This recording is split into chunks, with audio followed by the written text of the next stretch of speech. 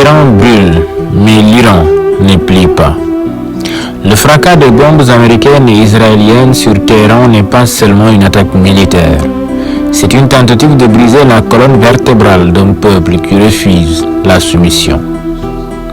La Croix-Rouge iranienne dénombre déjà 200 et quelques morts et 747 blessés. Mais derrière ces chiffres se cache une réalité plus profonde, une nation qui se bat pour sa dignité, son indépendance et son identité. Washington et Tel Aviv présentent leur frappe comme une opération de défense. Donald Trump parle de protéger les citoyens américains. Netanyahu remercie son grand ami et promet de détruire les bases iraniennes.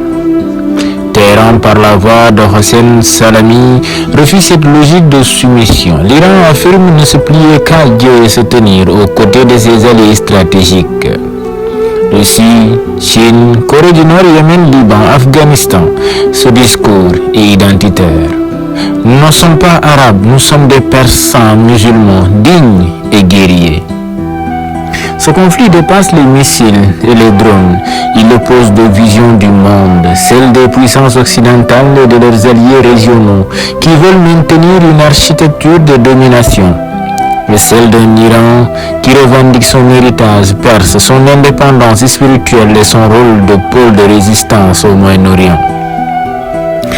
La phrase de Salami sur les pays arabes soumis à leurs propres ennemis est une gifle symbolique. Elle dénonce la normalisation avec Israël et la dépendance aux États-Unis de certains régimes du Golfe. Les civils, quant à eux, paient le prix le plus lourd. Les appels de Trump à rester chez soi résonnent comme une ironie cruelle. Comment rester chez soi quand les bombes tombent sur les quartiers, les hôpitaux, les infrastructures vitales? Plus de 200 morts en une seule nuit, près de 750 blessés recensés dans les premières heures.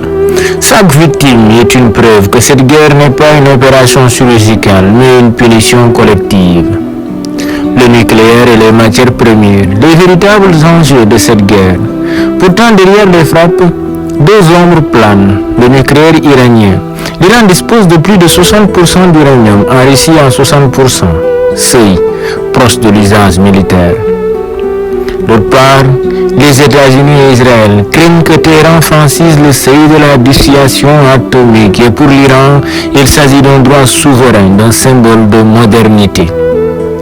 Le pétrole et le gaz, l'Iran représente environ 4,5% de l'offre mondiale de pétrole.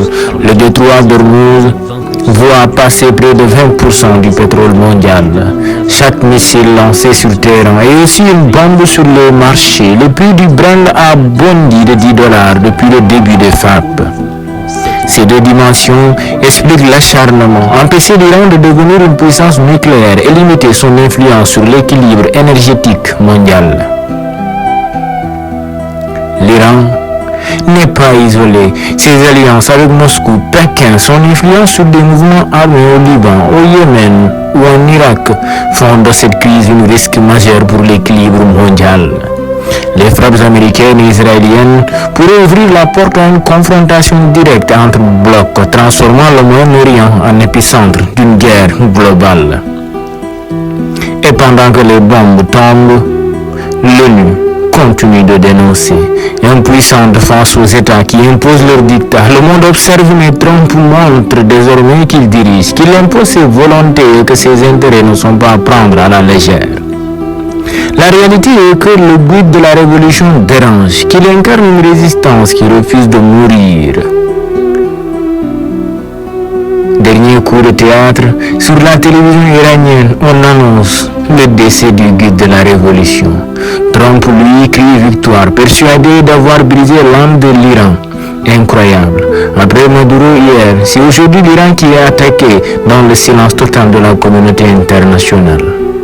Ainsi, le continent africain est interpellé. Dans un monde où désormais règne la loi de la jungle, les pays africains devront unir leurs forces et parler d'une voix forte pour ne pas être les prochaines victimes d'un ordre mondial imposé par les bombes et les intérêts.